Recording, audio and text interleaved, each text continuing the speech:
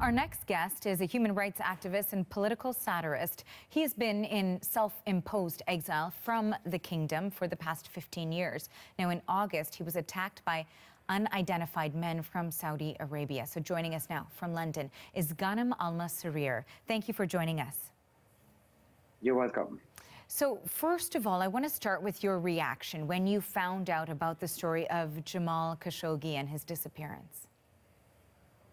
Well, I was absolutely shocked that the Saudi regime are willing to go that far by attacking me on 31st of August and then doing this heinous crime with the journalist Jamal Khashoggi.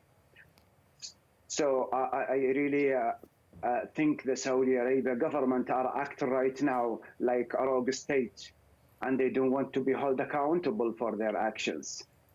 Now, you're saying that you're shocked when you heard of the story and the allegations surrounding Jamal Khashoggi, but you've also been through a similar experience yourself. You were attacked in London in August.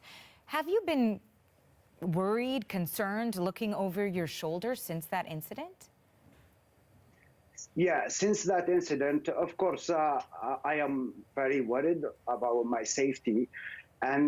But before that, I wasn't thinking that the Saudis are willing to commit crimes like that abroad, especially in European soil. So, but since the attack on Jamal Khashoggi, this gives us an indication that the Saudis are going in outrage in order to silence their oppositions or anybody wanted to raise up their voice or even to speak up their mind. Now, you are on self-imposed exile. You're living in London right now. You've left Saudi Arabia.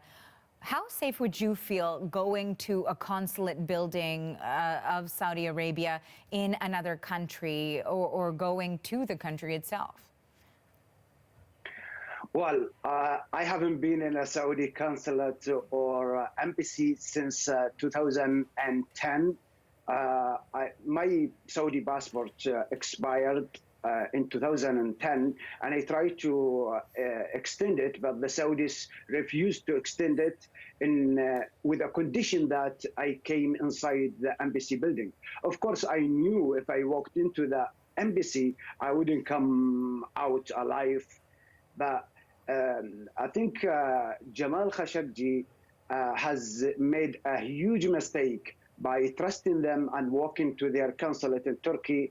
As a result of his naive action, we haven't heard from him since.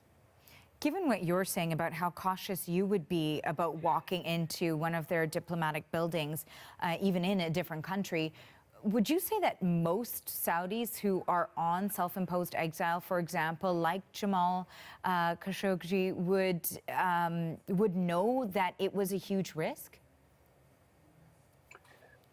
I don't know about him personally, but if he asked me of my opinion, I would have advised him that not to do so and not ever trust the Saudis, because the Saudis have a long history of kidnapping people from abroad, and they have history of using their embassies and consulate in order to, basically commit crimes. Let me remind you and your viewers, in 2003, United Kingdom has expelled a Saudi diplomat when he bribed a police officer in order to obtain private information in Saudi dissident. So the Saudis are using their embassies in order to spy in Saudis abroad and to silence people. They are not using, they are acting like a rogue state. And anybody shouldn't really trust them and walk to their consulate.